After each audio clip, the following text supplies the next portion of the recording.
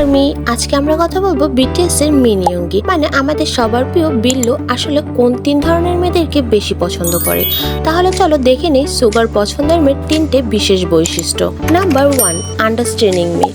Sugar life partner হিসেবে একজন বুঝদার মেয়েকে বেশি প্রায়োরিটি দেয়, কেননা সে চায় তার মুখ ফুটে বলার আগেই তার স্ত্রী যেন তার চোখ মুখ দেখেই ভেতরের ক্লান্তিটা বুঝতে পারে। নাম্বার 2, শান্ত স্বভাবের মেয়ে। সুগার নিজেও যেমন শান্তশিষ্ট আর চুপচাপ, সে তার লাইফ পার্টনার হিসেবেও তার মতোই শান্ত আর সহজ সরল মেয়েদেরকেই বেশি পছন্দ করে।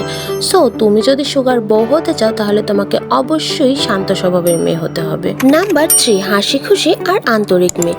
সুগার কাছে সৌন্দর্যের আসল মানে হচ্ছে আন্তরিকতা।